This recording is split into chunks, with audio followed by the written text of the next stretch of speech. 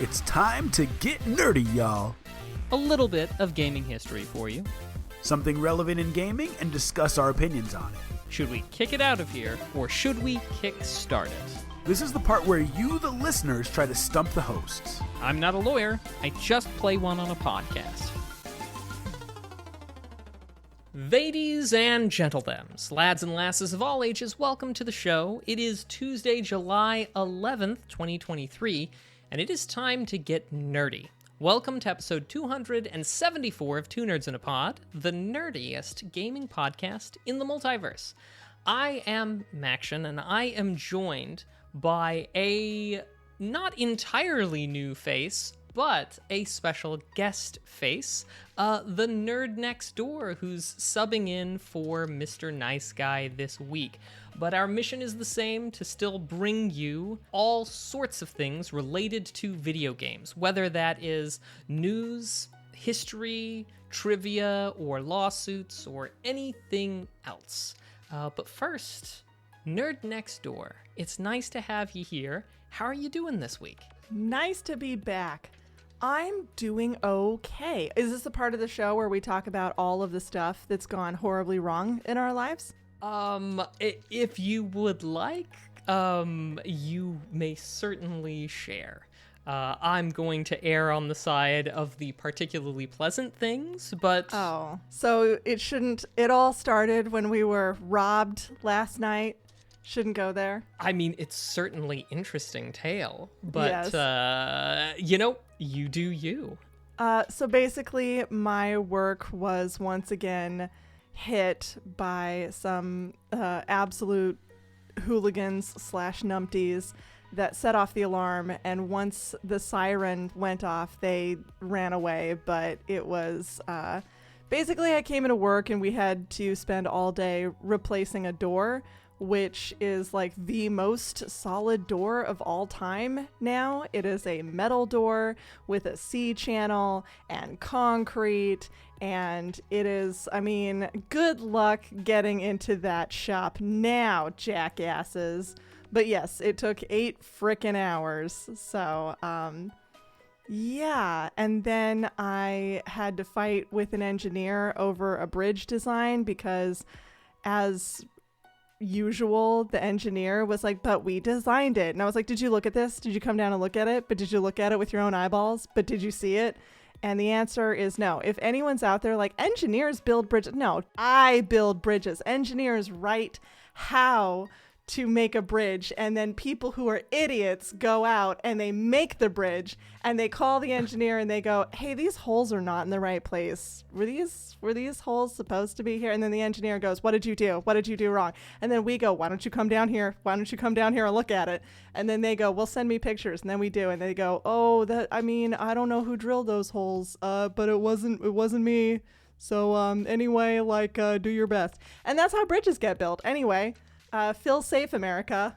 Oh, that's a lot? Yeah, that was my day. Thank you for this rare look into the building of bridges. You're welcome. I had nowhere near as interesting a day. Today was a day off for me, and I spent it mostly relaxing in a common area and doing some research for the show and constantly moving seats as I would have people sit next to me that didn't want to cover their mouths while coughing. So, yeah. Frustrating as well, but in a completely and totally different way. That sounds really tough, Maction. I'm glad that you were able to find yourself some solitude. Yeah, well, eventually. I have a question. Okay. What do you think the difference is between loneliness and solitude? I would say, your choice in the matter is the difference between loneliness and solitude. I like that. Yeah, I think that's true. I didn't have an answer. It's not like a setup for a joke. I just wondered what you thought.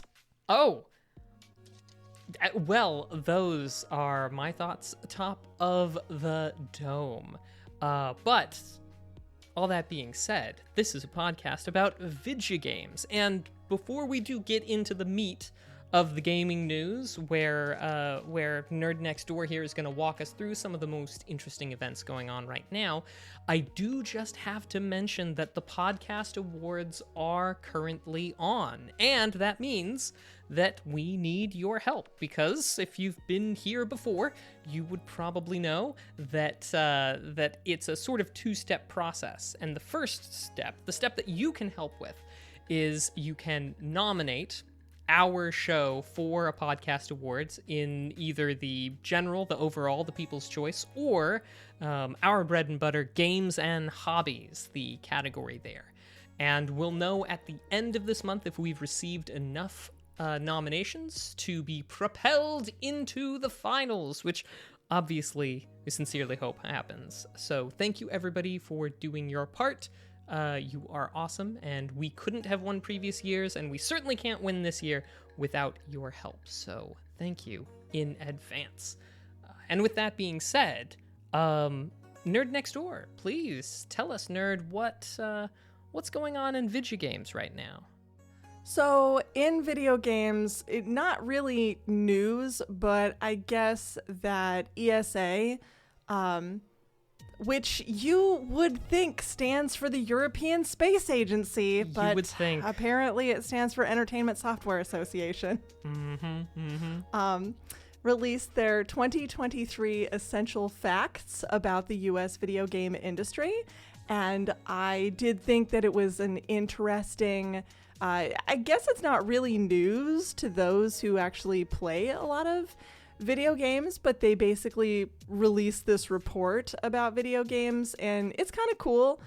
You can go download it online, but basically it came out and just has some real simple facts about gaming. Essentially, lots of people love video games. How many is lots?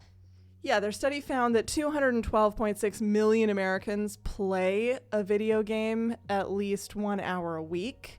So that's about 65% of Americans. And it is roughly split between the genders, 53% male, 46% female. They obviously didn't ask any non-binary people if they exist. And then the average video game player is 32 and has been playing for 21 years. So I feel like that's us. It's not really us because, as you know, Maction, we're a little bit older than that. But just a skosh. Yeah, just a skosh. So the other thing is that obviously younger people tend to play more video games. So 62% of adults 18 plus play video games, 76% of kids under 18 play video games. So 76% of kids, like that just seems like such a high number to me. But I will say that knowing like my nephews who are under the age of 10, it's like that's all they want to do. Like my sister has to kick them out of the house and be like, let's go to the park. Let's go to the zoo. Let's go doing things is hard for them. They just, I feel like it is like our generation's candy, you know, it's like, just get video games, just get more. So they do love to stay indoors and play a lot, which I think is kind of interesting because from a cultural perspective, it does seem to me like we also are very hard on the newer types of games. Like I don't know how you feel, Maction, but I feel like when I see someone playing like a PlayStation 2, I'm like, oh yeah, you know, a totally useful thing to do with your time. And when I see people playing board games, I'm like, oh yes, this is like a communal thing. And then when I see kids like playing on phones, I'm like, the world is ending. It is ending. We're in the last days, end times apocalypse.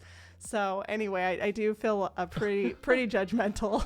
No, I actually think it's something that that Mr. Nice Guy and I have discussed to a certain extent in the past.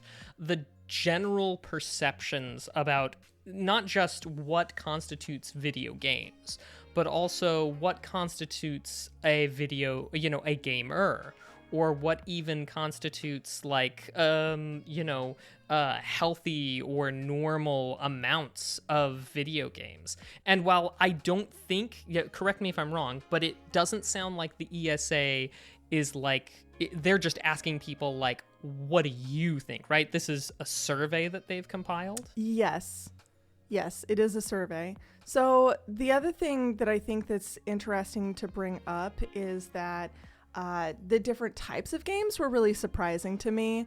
So from their survey, can you guess, Maction, without looking at it, can you guess what like the top kind of game is? Like shooter games, action games, puzzle games. Like, what do you think the top kind of game is?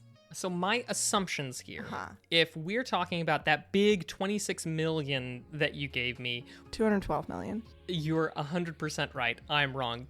26 million people, 65% of America. Like, that would be such a small America. That would basically be Canada. I just want to point that out for those of you who want to know how many Canadians there are. Not many is the answer. For our 62% of America that plays games, my guess is it's not shooters. It's not...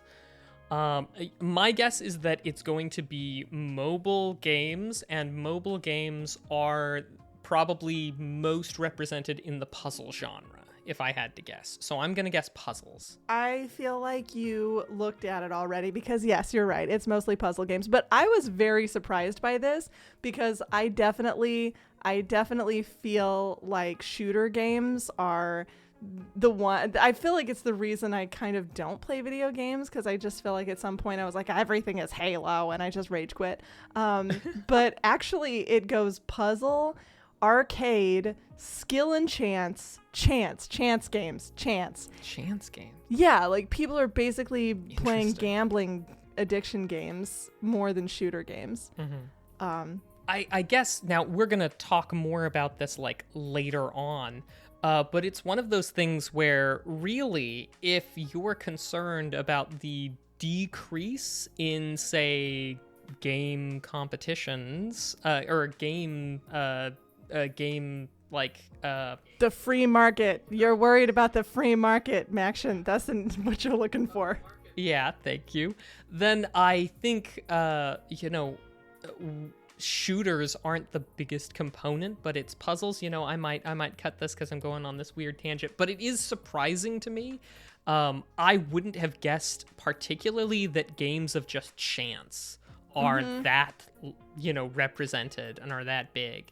And maybe it's just the case that squeaky wheel gets the grease. We always hear about shooters because they're always the source of all evil, clearly, for most politicians. So maybe that's why we just feel like they're overrepresented in the, Can I just in the mind. Really quickly say, though, it is surprising to me, but it's also not that surprising because humans are like obsessed with chance, with games of chance. Like, you will never see... Do you know who Giordano Cardano is? I do, but I would like for you to tell me because, I know, but our listeners out there might not know. And so for them, please. No, go ahead. Go ahead, Maction. Tell us who he is. I believe he is an astronomer, and he worked his mathematical chops in order to basically make gambling easier. That was his day job, was mathematics for the sake of gambling.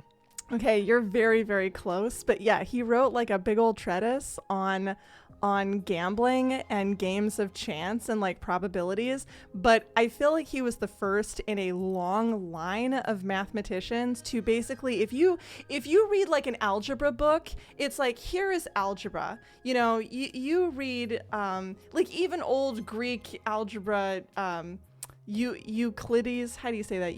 Euclidean? Yeah, well, yeah, it's Euclidean geometry, but Euclid. Euclid's his name. Yeah, if you read Euclid, it's like, this is what geometry is. Here you go. It's like very straightforward. It feels very basic. It feels very textbook. If you read any probability book, you can tell that the mathematician who wrote it is slowly losing his mind.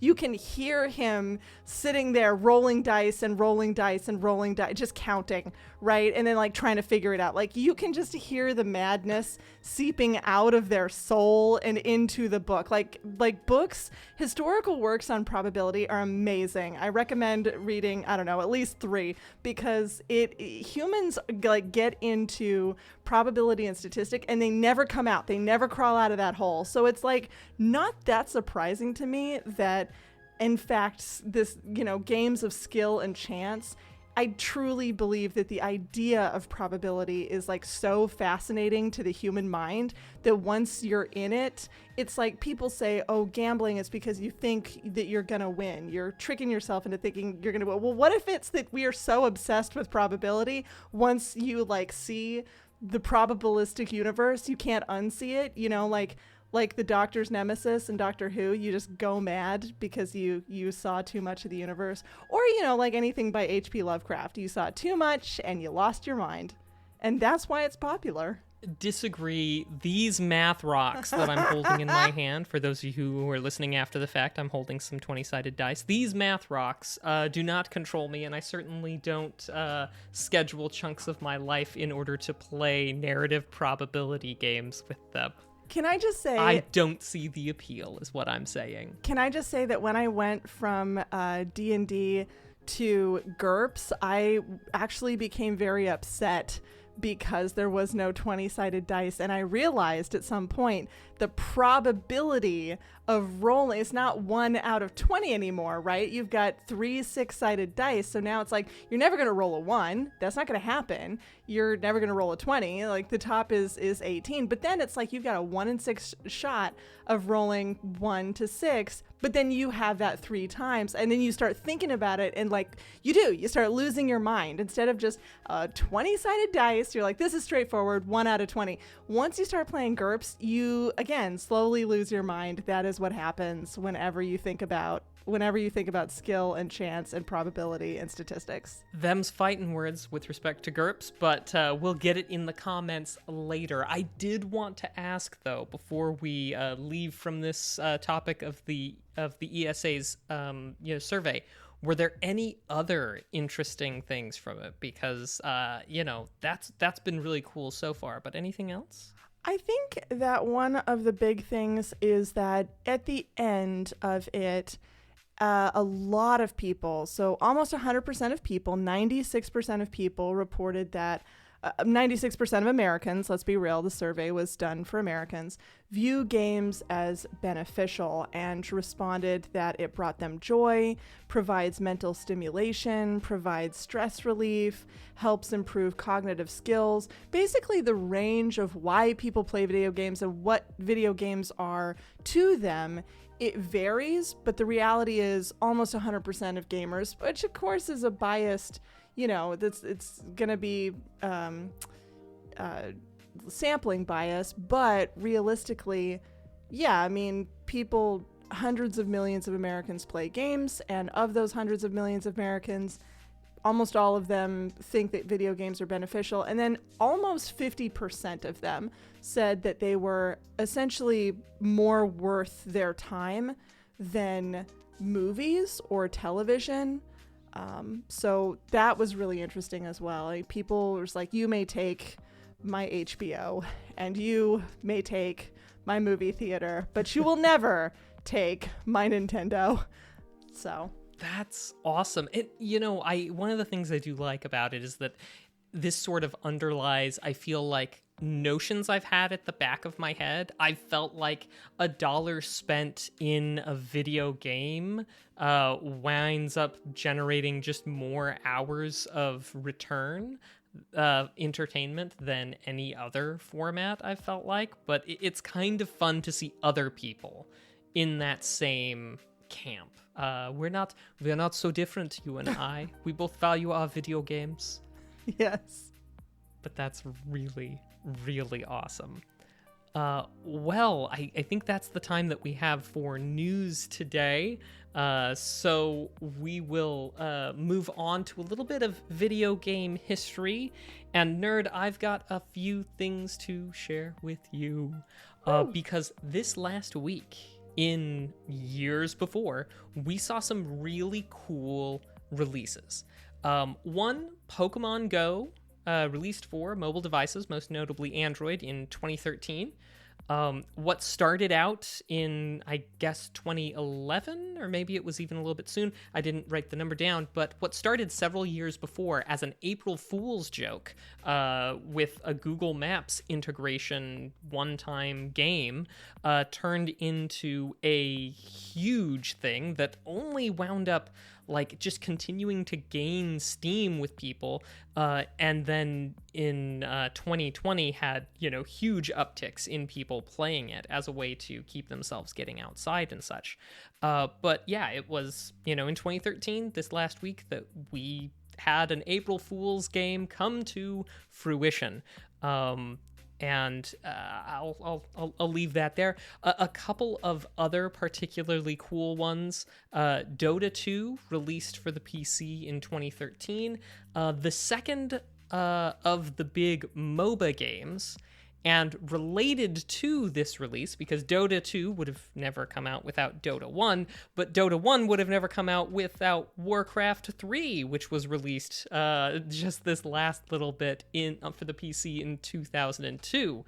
After all, it was Dota, Defense of the Ancients, that was created as a mod for Warcraft 3. So lots of things coming full circle. What are the words that you are using?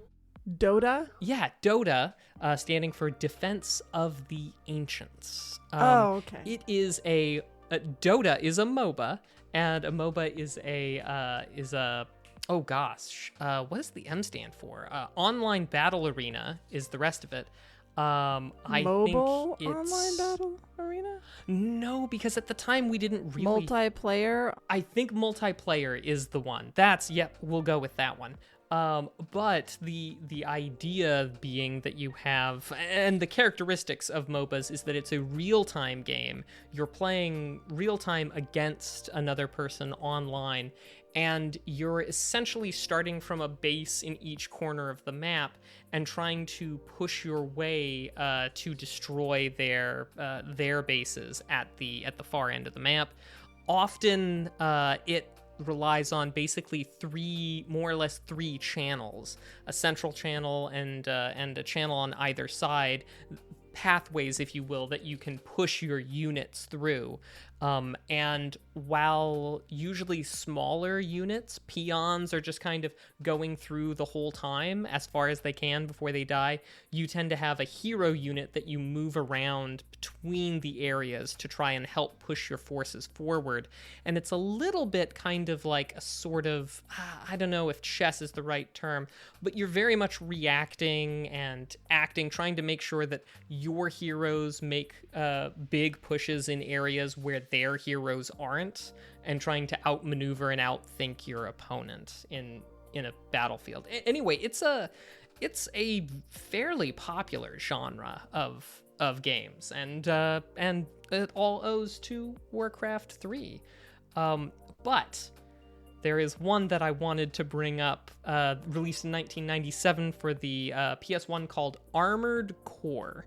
And Nerd, if I could ask you to Google Armored Core controller, and there should be an image of somebody holding a controller, and I'll come back to that in just a second. So this was a third-person mecha battle game with tons of options for customizing your mech. A game made by FromSoft, probably most notable for the Dark Souls games later on. But Nerd, would you mind describing what you're seeing there? Is it this giant console thing? It should be somebody holding a PlayStation 1 controller in a very weird way. Oh. Because the big thing you're seeing is actually a similar game, and I know what you're talking about. That's a Steel Battalion controller, which is a whole another thing that will go down some other day. I do see someone holding essentially the PlayStation controller wrong. Well, now, hang on just a second there. How could somebody be holding a PlayStation, as a PlayStation aficionado yourself, some of your favorite games on the PS1, how could somebody possibly be holding a controller wrong?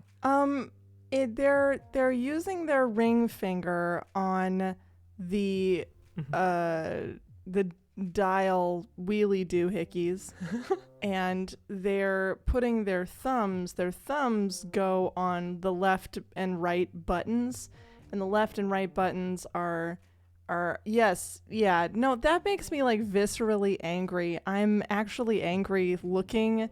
I really wish that you'd asked me to describe this other game controller that popped up that looks really cool, but holding a PlayStation controller wrong just makes me a little mad for no good reason. I have no reason to judge anyone. I can't even use 3 6-sided dice. So no, it's perfectly valid. See, what Nerd Next Door is describing is actually kind of a joke, because nobody really actually holds the controller that way. But the first Armored Core is kind of notorious for the control scheme being real weird. When Armored Core came out, the DualShock controller hadn't been made yet. It wasn't an option for that game. And because of the way the inputs were set up, that became kind of the joke about how there was no good way to access all the buttons that you needed for fluid gameplay.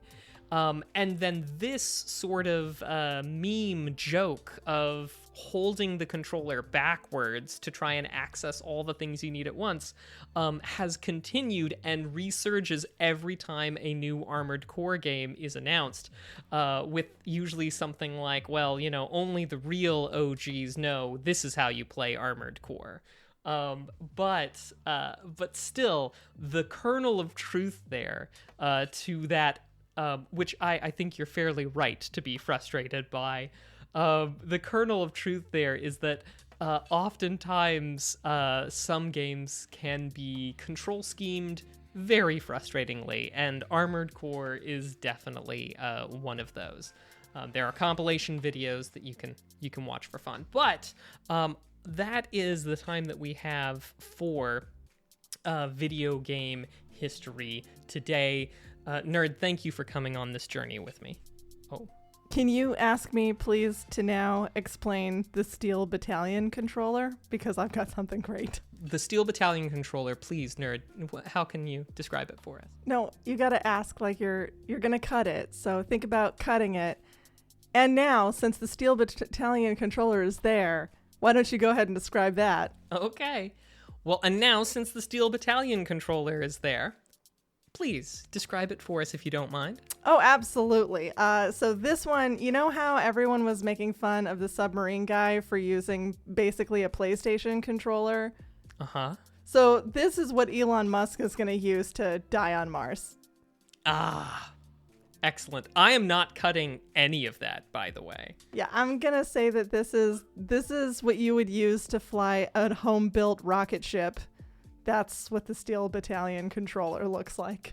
Well, that has been video game history for us. And now, Nerd Next Door, we turn to you for the topic of the week. What is it that you want to discuss about gaming in general? So I said the first part so I could say this part, and that is there was a pretty comprehensive study done that shows that video game availability is really bad. Like, it's in the absolute toilet as far as classic games. So if you go to so what do you mean by availability? So like availability to get and actually use classic games. 87% of classic games released in the United States are out of print. And for more information, you can actually go to the study, or you can just go to gamehistory.org study explainer, and they do a really, really good job too. But basically, they went through and looked at all of the games, you know, pre-2010, just because 2010 is kind of where games started to be streamed. And so pre-2010 is kind of what you would say is a classic game. But it's really bleak. So, for example, you know, less than 3% of games released before 1985 remain available today. You know, so if you want to go and play, I don't know, Might and Magic, and you actually know this, Maction, because you tried to get Might and Magic for me, I think in 2009. It was a while ago, and it was so difficult. It was so difficult. And it wasn't like the real actual game, right? It was an emulated games. So, which is fine. It's like you can't just like download stuff that you used to be able to put on your computer. Does the Video Game History Foundation at all make a distinction between games that are like abandoned or able to be emulated versus Absolutely. Yeah, there are distinctions within this, but I think the thing that's really kind of important to take home is the older the game, the harder it is to find. So, for example, you know, for the 90s, basically, you're looking at just under 20% of our games that you're able to get.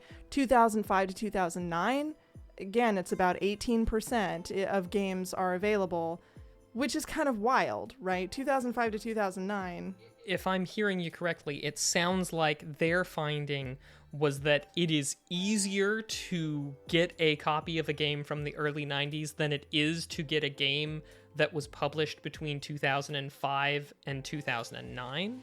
That is technically true, but just barely. So they're both about equally. Basically, everything back to the 90s, about 20%, but everything before then, so once you get to the 80s, you're looking at about 3% of games are available. And then once you get to the 70s, you're down to less than 1% of games are available. And I mean, I understand that on some level. It's like, what are we going to preserve? You know, Pong. But I think that for me personally, from a standpoint of preservation, it really bothers me because this kind of happens in so much history, right? They're a really good example of this for me personally because I don't collect old video games, but I am somewhat of an archivist when it comes to astronomy history, as you know. But a really good example of this is forever and ever and ever, I wanted to buy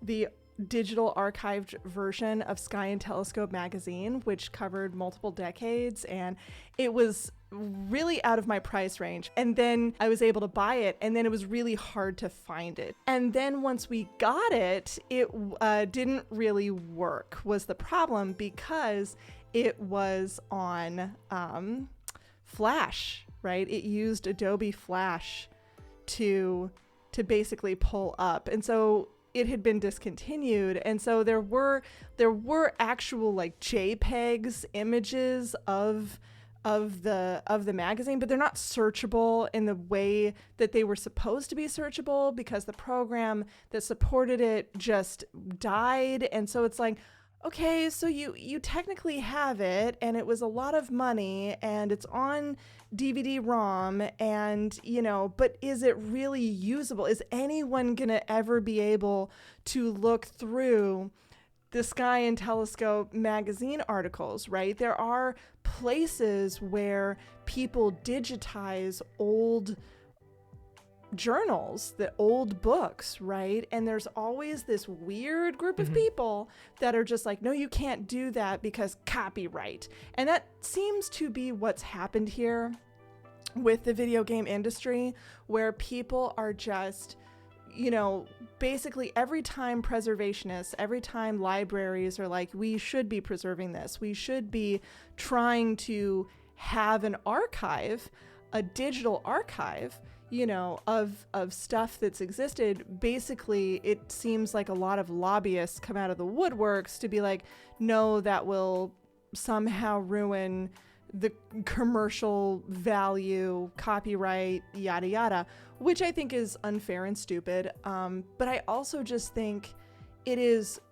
really sad, right? Because we do think of things like, oh, for example, they brought up the fact that percent of all stuff created, I have more access to silent films from 100 years ago than I do to video games from like 15, 20 years ago, which really feels kind of wild. Now, most people are not sitting there wringing their hands over it, because they are the really popular games, right? The games that do survive are the games that we grew up with. They are the games that were massively popular. So the fact that you can still play, you know, original Mario makes people feel, most general people feel fine. But the reality is, the point of having an archive, the point of having that digital preservation is so that we don't lose that history. It's so that we don't lose all of the things that happen. And I'm not saying every game needs to be preserved, but I am saying that it is a part of history. And as someone who does dabble in archival, collecting of digital resources myself, it's very frustrating when you come up to something that's like, thank you for recording all of these recordings, NASA. Also, it'd be nice if I could download them and see them or listen to them. Like NASA has a ton of audio files that you basically have to be a programmer to listen to. It's terrible, it's just like, yay, I found the library. And then you go into the library and you're like, except I can't open any of these drawers.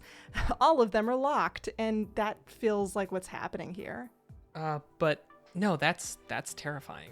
I feel very similarly to you. And I know that Lom, if you were here, would be 100% on board. Yeah.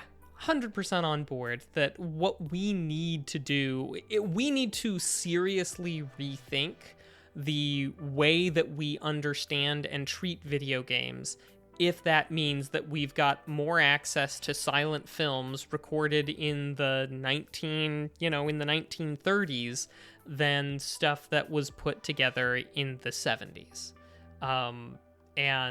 And yeah, I mean, for my part, I feel like I have a lot of access to old games through emulation, but still, the quantities you're talking about are very depressing.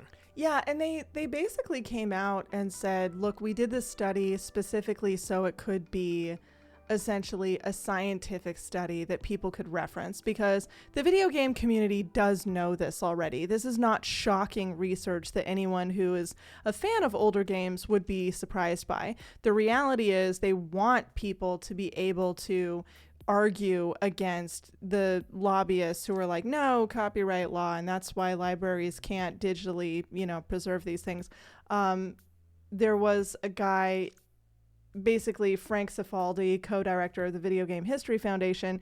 He said, I hope this study wakes people up. For years, we've known that the availability of classic video games in a legal, safe way has been dire, but no one has ever put a number to that. The results are worse than probably any other medium. And so I really appreciate that, that is what they're trying to do, is just kind of go out there and say, look, it is pretty dire and we should care. And I do agree. Again, it's just like, I'm not saying every video game is gold and it deserves to be preserved forever, but there is and I understand that in a digital age, part one, and part two, what constitutes as art, what constitutes as something you would put in a library. We cannot house all of the things that have ever been created by a person, and not everything that's been created by a person would be considered historical in the overall zeitgeist. But I guess one of the things that I love about finding history, about finding real history for my own little hobby for astronomy, is that you just find these amazing things, right? I think one of the things I love the most is finding how many people thought wrong things, right? You find ideas that don't make it into textbooks because 10 years later, 15 years later, they were overturned. And so no one ever finds out about this thing that is kind of amazingly wrong, like so wrong it's impressive. I love that. I love finding stuff where it's just like, here is a slew of people and their ideas about what the sun is made of, and man, they were way off. And when you don't preserve that history, it's like, of course you're not going to preserve it because they weren't right. But then it creates this narrative, this very false narrative. An even damaging narrative, perhaps? I would say an even damaging narrative of science, where it's like, here's this one guy and he was right, and then this next guy, he was even righter, and this next guy, he took that and he was the rightest of them all. And it's so incredibly frustrating. It's like, no, it was a chaotic nightmare mess. No one knew what they were talking about. Everybody had opinions, and their opinions were trash 90% of the time. And that's how we got to where we are today. And it's like, yeah, that is art too, right? That is video games. That is literature. There's plenty of it that is not quote unquote good. It's not the best, but it still deserves to be preserved in a library, in an archive somewhere. And where this is mostly digital, right? You're digitizing these archives. It's like, you know, E.T., the extraterrestrial video game, deserves to be archived. It does. It's garbage, and it deserves to be archived. What the comedy duo that made the driving game, that horrible thing, that nightmare game? Oh, Penn and Teller, Desert Bus. Yes, Desert Bus. Desert Bus deserves to be preserved. Yes, it does. Like, I will argue on this point. And then all of the indie games, all of the one person made games, the games that are bad, right? The games that are like really hashtag problematic. It's like, you know what? We should preserve this, because then you can point to it and say, yes, that's what they were doing in the 80s. I mean, you know, your mom's not making it up. Well, we don't even need to go back to there. You brought up Adobe Flash. There's a lot of, shall we say, problematic Flash games of the 2000s. Oh, yeah. Yeah. And I just feel like, does every work of anything, does every work by a human deserve to be preserved? I guess I would err on the side of, well, we can try, we could at least try harder than this. Right now, we're just preserving Mario and, not even Crash Bandicoot. Well, interestingly, Frank Cifaldi, the person who you're quoting, is one of his more famous treatises, I suppose, would be his explanation of how Nintendo didn't preserve the original Super Mario Brothers. They downloaded a copy of a ROM off of the internet. Nintendo themselves, and sold it back to you. Nintendo themselves had to rely on the very thing that they proclaim they hate in order to preserve their own history. Yeah, they had to pirate their own history from people who preserved it. Yeah, and it's so frustrating when something is like, you've had this Xbox for 20 years, and then it dies on you, and it's like an emotional... Oh, it's too soon. It's too soon. I'm sorry. It is traumatic, though, because you've just the amount of things that you've lost. Like, there is a part of me, it's like, I'll never lose Crash Bandicoot. I have a working PlayStation 2. But I know that if my working PlayStation 2, which is held together by hopes and dreams, if it ever dies, it's like, well, I hope it's available somewhere else, It's horrifying. And even the big ones, they broke down by game availability, by ecosystem. Commodore 64... 96% of games on Commodore 64 you can't get. They're not available. PlayStation 2, 88%. And then the Game Boy family is almost 90%. It's 87.7%. You cannot get, which just, these are the biggest systems, right? It's very, very upsetting. Agreed. And we should do better. I agree with you 100%. If that's going to happen to PlayStation 2, what's going to happen to Thomas Was Alone? Yeah. Nerd Next Door, the incredible... I think we could talk about this one subject for the entirety of this hour, but... we will have to leave it there. We encourage you to all to have a read over that at the Video Game History Foundation. Look at it and, see what you can do in your own individual sphere to try and, move the needle closer to video game preservation. I was going to switch us over to our Kick or Kickstart segment.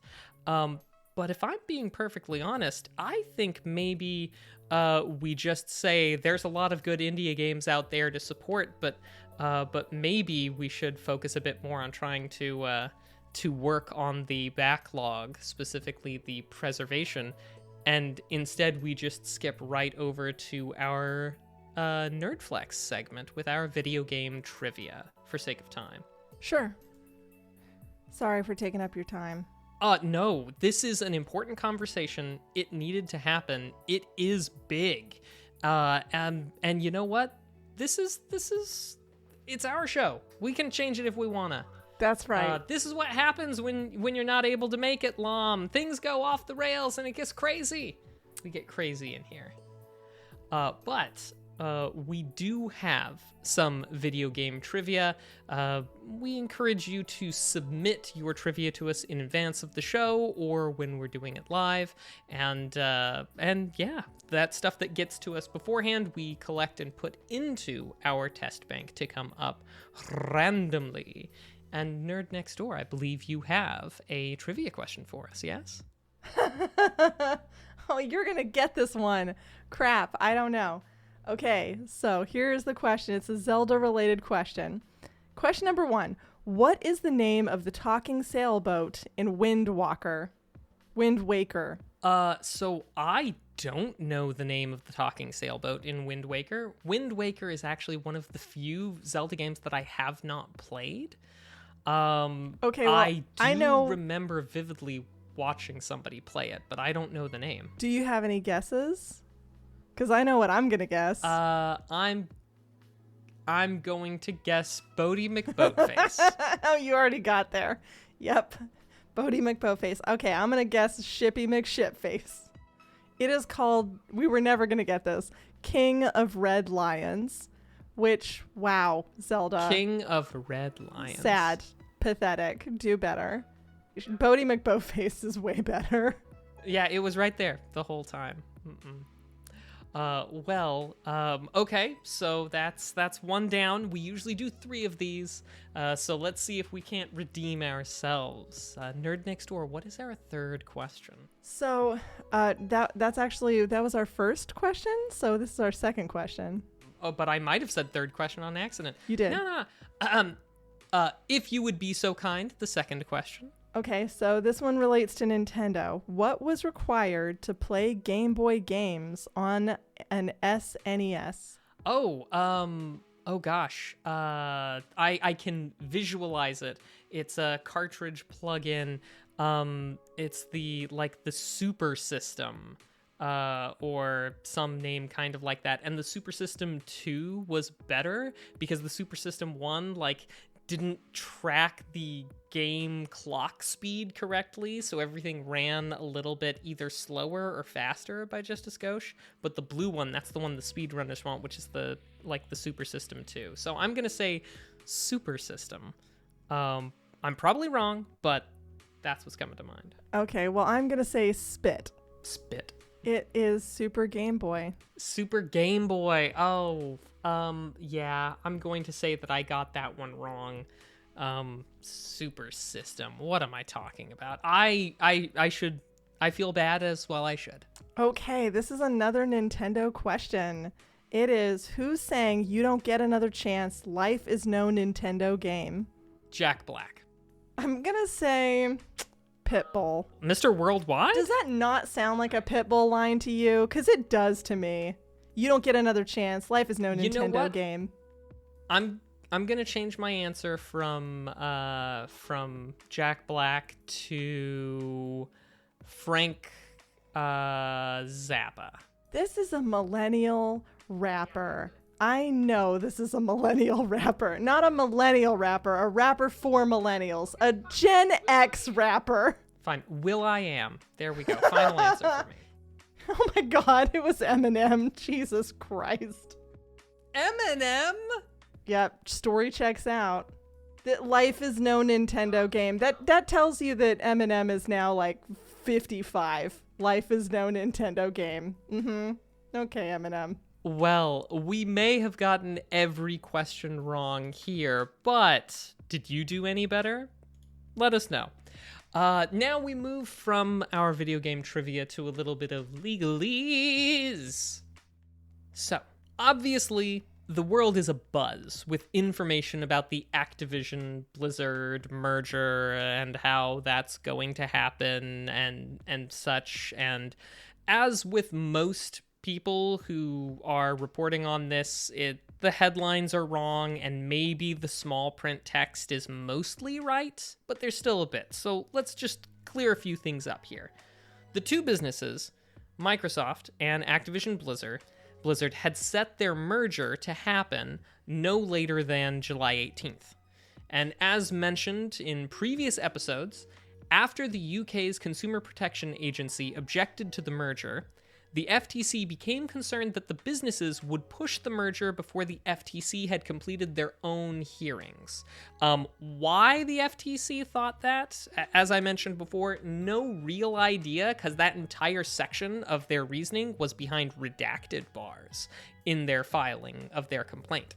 So I don't know, still don't know yet. But the FTC's hearings are still ongoing, and they are set to answer the question, will this merger decrease competition, incentivize exclusionary or predatory tactics, or decrease substitution in the video game sphere generally? Their investigation, like I said, still currently ongoing, and they'll start to present their findings in August. What we've been hearing about over the last month, and what people are, losing their minds about right now, is that the FTC went to a court and said, hey, Your Honor, will you please tell these guys, Microsoft and Activision Blizzard, to pump the brakes? Because after a set of companies merge, it's hard to disentangle the companies if we need to do so. So can you please make a preliminary injunction and make the status quo maintain until after we're done with our work? So that is what people are talking about. And so when people are like, Activision Blizzard won, Microsoft wins against the FTC. Yeah, they did, but the courts usually, it's a reasonably high standard to stop something from happening before it goes on. So it isn't entirely surprising. I just want to quote here from the introductory paragraph to the ruling on that request, which was released yesterday. I'm going to quote Judge Corley. In her ruling, she said, "The gist of the FTC's complaint is that Call of Duty is so popular and such an important supply for any video game platform that the combined firm is probably going to foreclose it from its rivals for its own economic benefit to the consumer's detriment." End quote. The ruling's 69 pages, give or take, some of which was redacted. And she did go on to say that while it was possible that in the worst case scenario of Microsoft doing with Call of Duty what they did last year with ZeniMax games like Starfield and Redfall, that the FTC didn't effectively argue that moving Call of Duty to exclusivity would substantially lessen completion. And I don't know exactly how to say a word and put it in italics, but substantially should be there in italics as it was in the ruling. And this is the standard that's appropriate for bringing down the gavel here. So big whole, 30,000 foot view here. What's going on is it was a tough road to hoe in the first place for the FTC to stop this from happening before anything else went further. And in the end, the judge said that the FTC did not bring very winning arguments to the forefront, and they're going to, the judge is going to say no to the preliminary injunction and let this so happen if it's going to happen, and the FTC is just going to have to disentangle it if that's the way that it works out in the end. So a win for Microsoft and Activision Blizzard? Sure. But the question before the court wasn't, can this merger happen?